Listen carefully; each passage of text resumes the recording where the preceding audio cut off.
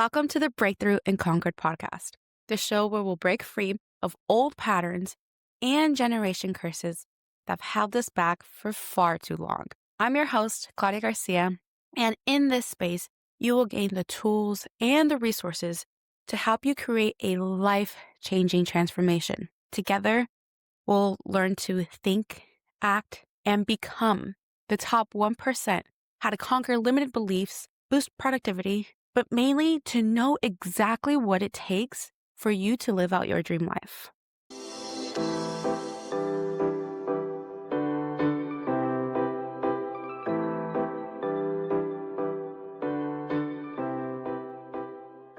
So today's episode is a special episode, but I'm not going to lie, it's a nerve-wracking episode because it's truly the story that was never going to be told. And the reason why I wanted to do this episode is because I wanted to share more about my story. However, I will have to have a trigger warning. I'm going to be talking about depression. I'm going to be talking about trauma. I'm going to be talking about suicide. And I'm also going to provide a resource here, a 988 lifeline crisis, a text line, or even therapy resources. So if you or somebody you know needs some help, you can definitely provide these resources for them. So why am I sharing this now? Well, to be completely honest with you, I done a lot of work this year, kind of like personal development on crack. A lot of trauma work, a lot of transformation work, a lot of breakthrough work. And it made me realize that you know the story that is surface level. You know the story when I was a teacher. You know the story of how I became a mom and how becoming a mom has really given me purpose again. Well, you probably know the cycle breaker and, you know, the very driven side of Claudia. You probably know me as the entrepreneur. Well, today I'm going to unlock a whole side of you that you don't know because I can guarantee you, I only told 2 people this story before today. And the story that is something that I've been sharing more and more through my transformation work that I know I'm ready to give the power back to me and have no shame, no regret, and also be the representation of what struggle can really look like and how you can become the light of your own life. So this story is for not to feel any pity for me, but my main purpose for this episode is to bring awareness. And the main awareness is the victim mentality and how maybe you might be carrying some type of silent battle as well, and how to not let the victim mentality take control of your life anymore, because a lot of the times you don't even know that you're in a victim mentality. So let me start from here.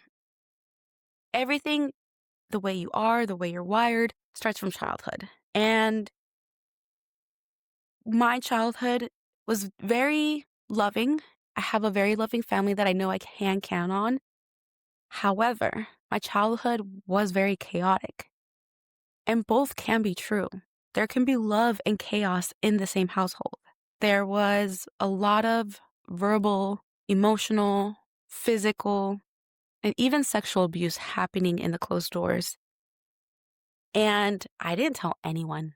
I was willing to take all of these secrets of myself and others that I knew of to the grave. I was not willing to put the shine on the light because I realized that that was where my avoidant attachment style started coming in. If I avoid it, it might go away.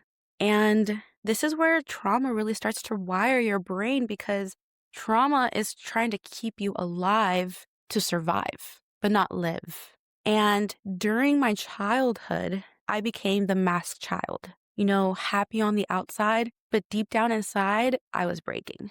And I also want to preference that I'm not blaming no one in my family or talking shit about my family or anything along those lines, because this story is not about them. The story is about me and how I handle things and what I chose to believe because of what happened to me.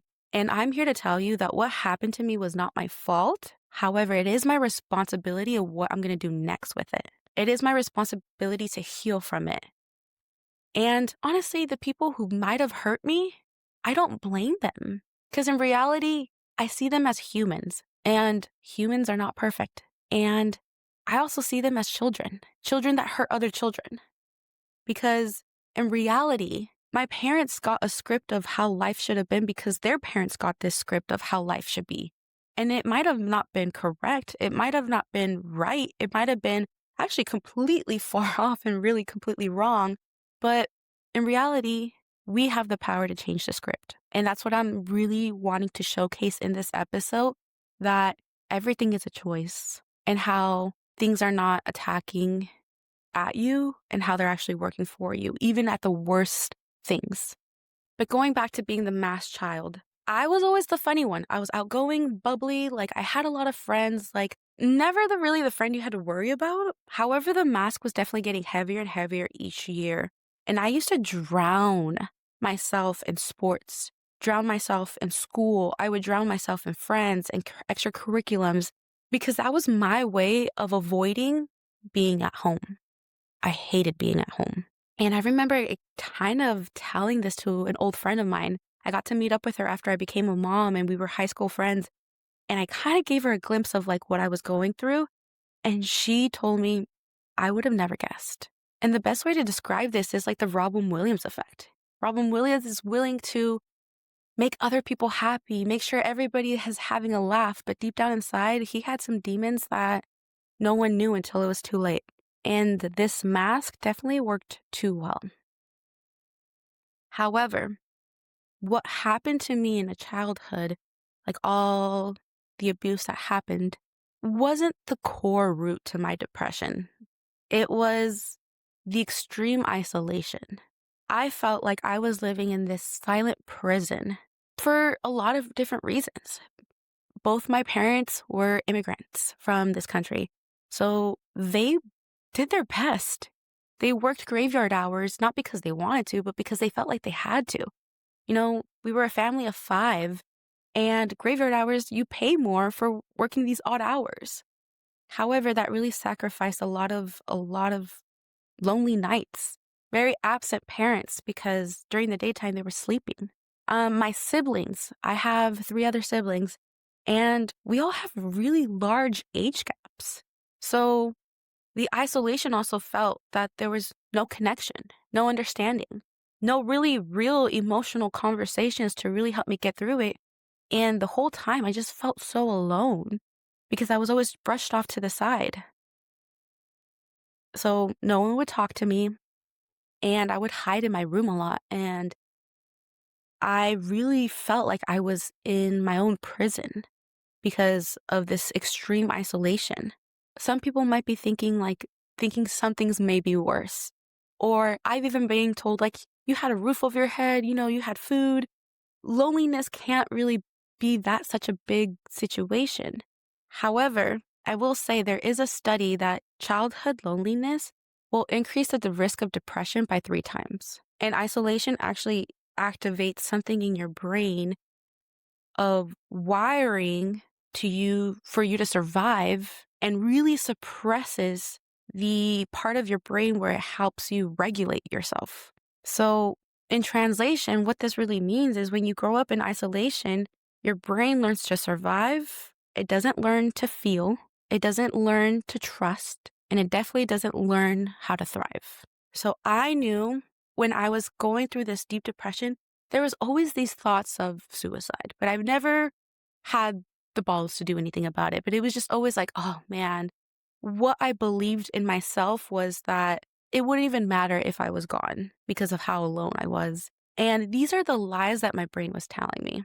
What happened to that little girl is that she believed that no one cared about her. She believed that no one loved her. She believed no one truly loved her because if someone really did love her, why would this little girl be going through all this hardship at such a young age? Why would this little girl be having thoughts of, ending herself?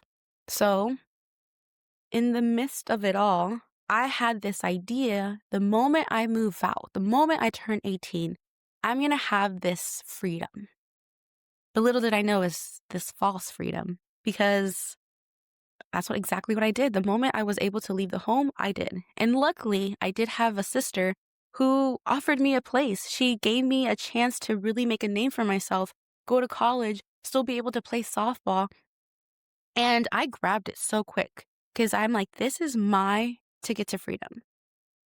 However, if your inside world is damaged or unhealed, you can't unrun your internal world because the chaos will follow to you chapter after chapter after chapter. And the thing about having a victim mentality, yes, a victim mentality, I was a victim. There was a lot of moments in my life that I was a victim. And there's nothing wrong with having a victim mentality. What's wrong with having a victim mentality is if you stay in a victim mentality. And I didn't know that I was staying in a victim mentality for a really long period of time of my life. The way that my brain was willing to survive each single day was, again, losing myself in softball in reality at this time of my life when I was like an early adult, like 18 from 24. Softball was my escapism. Softball was also where I tied a lot of my worth because it was truly the only place where I felt valued, appreciated, praised, and affection. So I learned at a very young age that if I wanted to feel loved and worthy, it was all a performance. So when I went to college to play softball, well, that first year I didn't make the team. And that completely shattered me. It broke me into pieces that I've never felt that pain before. Or I have found that pain before, but it was just such a different type of pain. It made me feel worthless. It made me feel like I had no purpose. Also, this is when I really realized, the privilege gap when going to a college team compared to everything that I've done before. Because these people went to travel ball, maybe had private coaches, maybe they had different resources that I didn't have access to. And that really hit me hard because I was no longer this big fish in a small pond. I was what felt like like a little baby fish in an ocean now. So this definitely did some type of wiring into myself, but I did work extremely hard. After not making the team, I worked my ass off. I made sure I was the first one on the field, last one out. I made sure I had extra reps. I made sure I was running a mile every single day because we had to run a mile under 8 minutes. And before that time, I have never run a mile in 8 minutes. It was always been in the 10-minute mark. I sacrificed jobs and became that, broke college student. And again, these were all my choices because I put my worth so much into softball. And, these choices did help me make the team the next year. And that really allowed me to feel some type of matter again. And honestly, during this period of my time, it showed me what resilience could feel like in a world of darkness.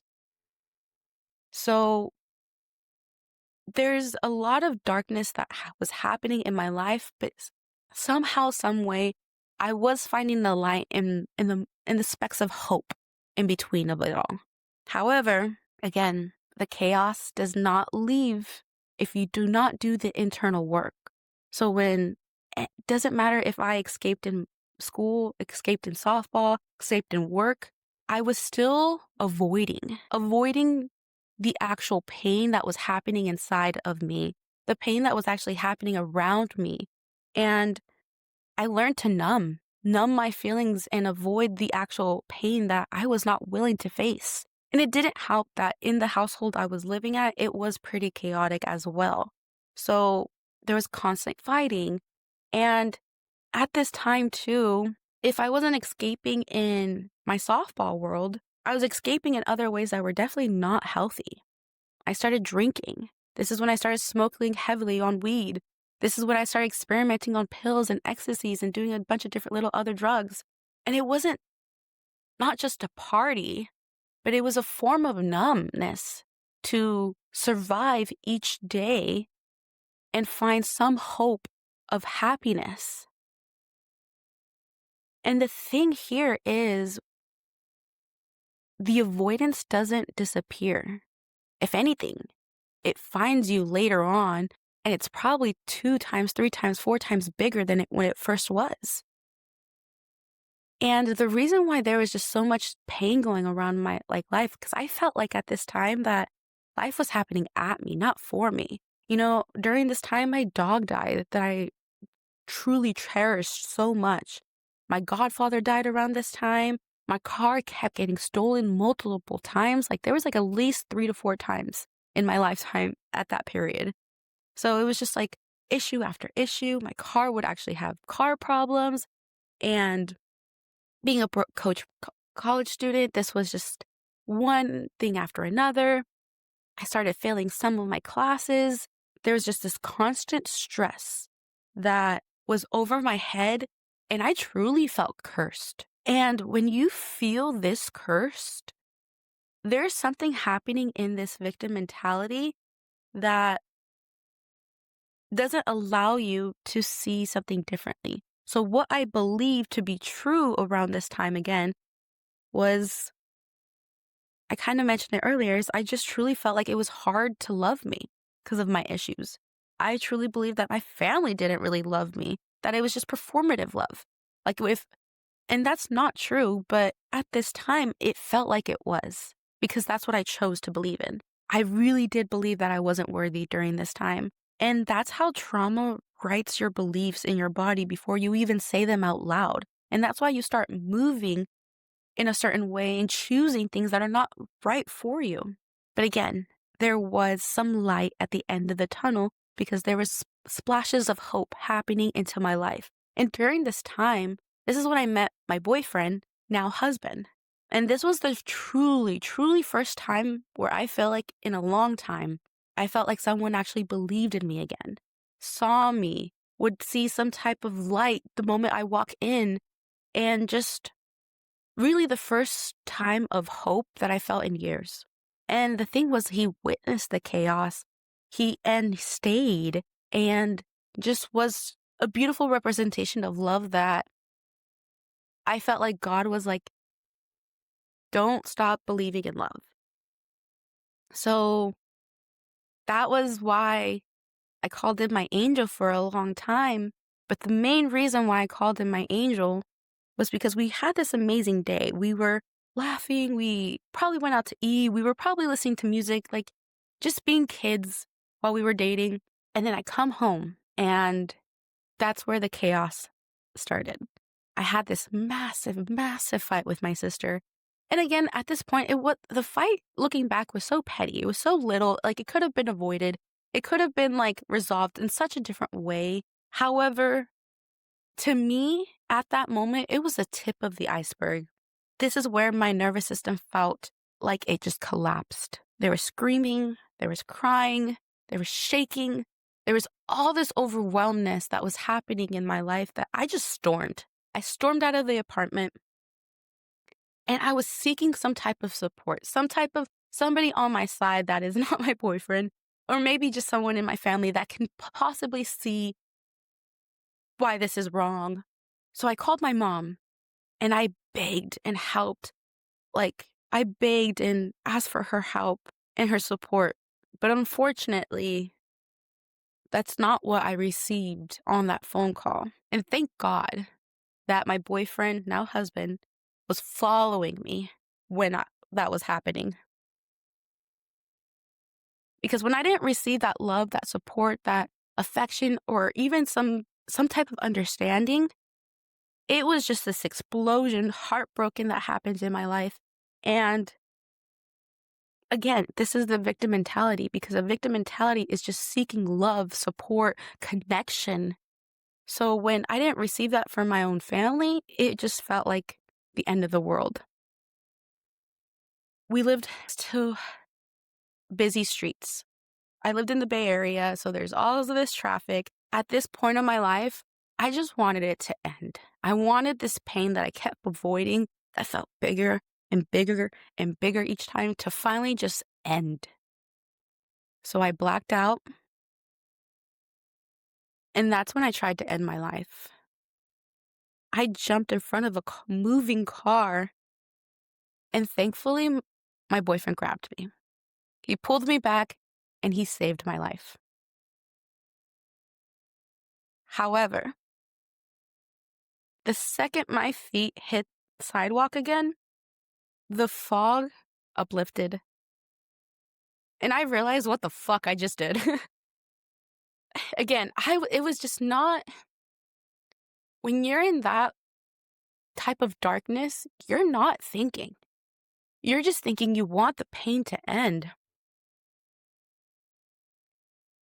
And the avoidance that brought me there of not wanting to feel anymore, not wanting to speak or confront, was the thing that motivated to actually do the action. However, I remember the look on his face, and that's something that I will never forget. But in that moment too, something awakened in me. It made me realize that the love, the connection, the support, the victim mentality, what she was craving, she can't get that from other people. She has to create that for herself. And that was the first time I had a second chance at life. I instantly regret it, and I knew I had to provide that for myself. And when I think back at this little Claudia, I think back of like so many stages of my life, and I hold her so close and dear because, again, she was wired to survive, and she brought me where I'm at. But it's now this time of my life where she doesn't no longer be the main driver of my factor, and I'm here to tell you that you can choose a different life, even no matter what your outside world may look like. Because the thoughts that she was thinking were not true. The thoughts that I think now, I know what's true, and I'm willing to choose what is true. And I always say that to like my husband, my son, my family, my mentees, that 99% of your thoughts are not true. I think there's a study that like you actually have about over thousands of thoughts a day, but you have the power to choose what is true. And that day, I realized I needed help. I needed to no longer survive this life anymore. And I realized that I wasn't alone as I once thought I was. So I sought out help. I developed boundaries. I started to truly go on the journey of self-love, and I started healing again. And this is where I started being aware of the victim mentality. And the reason why I share this story so dearly is because maybe you are going through some type of victim mentality and you may not even know it. Because the thing about being in a victim mentality is that it wires your brain to look at the wrong instead of the right. A way that you might be having a victim mentality, even with the minimalist things. Because the thing is about trauma happens to the body and the brain because you had an unmet need. So sometimes it doesn't have to be traumatic. It could be, again, something like isolation that could really just not fulfill the need of what you really needed. So ways that you might be having a victim mentality is maybe you wake up upset and you choose that, I'm just going to have a bad day because I woke up in the wrong side of the bed. Choosing to see the negative instead of the blessings is a victim mentality. You staying at a job that you hate and saying, I don't have a choice. You always have a choice. That is a victim mentality. Always having an excuse for reasons why you can't is a victim mentality. Believing that life happens to you and not for you is a victim mentality. Even normalizing exhaustion, burnt out, stress is you choosing to stay in a victim mentality. Maybe even staying in a toxic relationship. And maybe you stay in this toxic relationship for reasons like chaos feels more familiar. And the truth is, the majority of the people would rather choose a familiar hell than an unknown heaven. Before we keep going, I just wanted to pause and really honor you, the listener. The fact that you're still listening and really leaning into this with me says everything I need to know about you. You're supportive, you're loving, but most importantly, that you show up even in your own growth and healing. And that's what matters the most. So these next sentences that I'm going to say, please listen to them clearly. Because I am on a mission to creating a space that is loving, healing, and empowering. So at any point in this episode, if it moved you, touched you, or really sparked something into you, please pass it forward. Send it to a loved one, someone you care about, and who knows, maybe it might shift something in them too. So thank you so much for your presence. And back to the episode. And the main thing I want to really showcase in this podcast episode is I mentioned in my intro that we need to start thinking like the top 1%. The top 1% isn't always money. The top 1% is the happiness that you could have in your life. And choosing to actually have the unknown heaven is going to help you become the top 1%, because majority would choose the familiar hell. And again, being in a victim mentality isn't wrong. It's a survival mechanism. The mentality of it's a cry for love, support, safety. But we can provide that safety and love and support within ourselves first. And it has to be us. No one's coming to save us. And when I think back at this story of this darkness of my life and where my life is now, it's insane to think of the life I almost missed. I almost missed the opportunity of this real love that I have with my husband. We're not perfect, but it's just been such a beautiful journey to be part of and truly have somebody to support you 100%. I feel very lucky to have that type of love. The life I almost missed was having a beautiful son, because I was, I believe, 19 when I attempted to kill myself. And now I'm 30.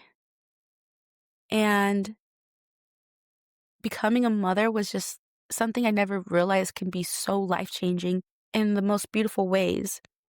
But it also was me shining a light of all the trauma I need to still work on. So that way, the script that was handed to me is not passed down to him.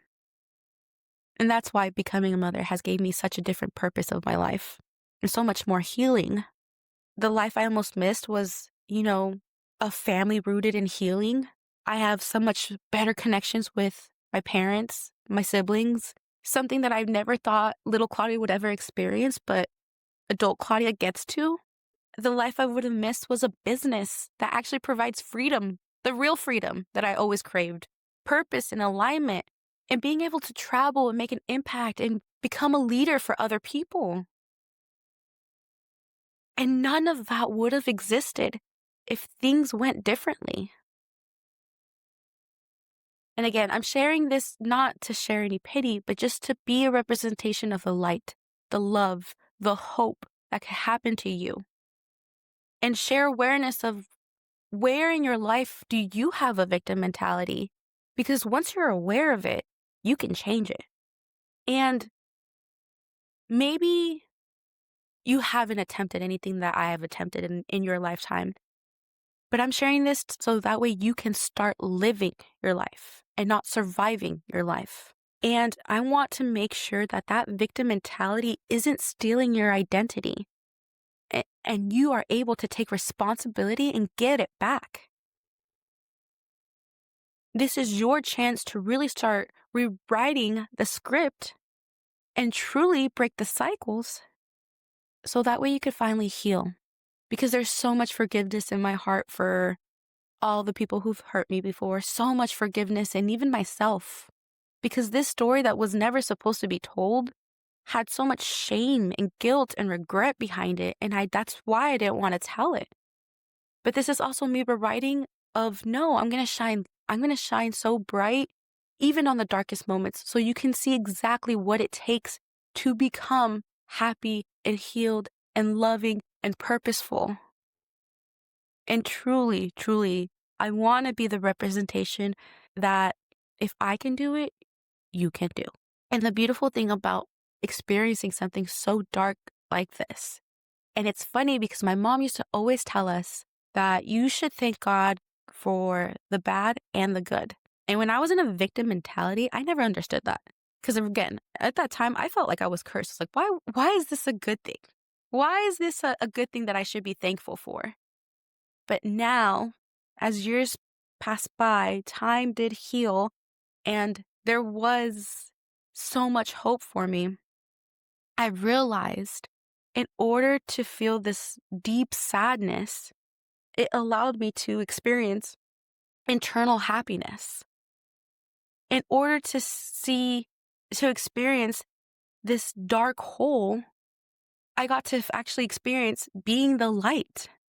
It literally is a spectrum. You can't just have one or the other. You have to experience both for them to be true.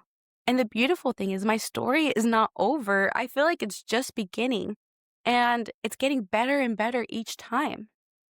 So if you are walking in your own darkness right now, please hear me when I say this, that you are not broken. You are not behind, and you're definitely not alone. You are a whole human that just hasn't seen the bigger picture yet, and it's coming for you. It's already happening for you.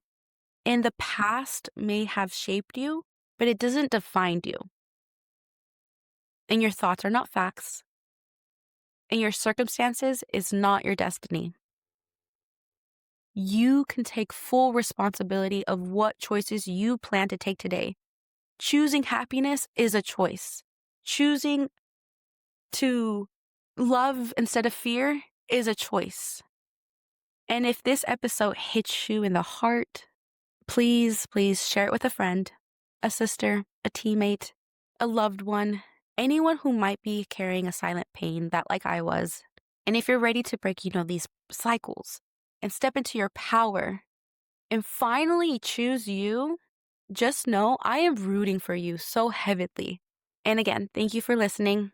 Thank you for witnessing. Thank you for allowing me to be this vulnerable and allowing me to be part of this journey that is healing, growing, inspiring.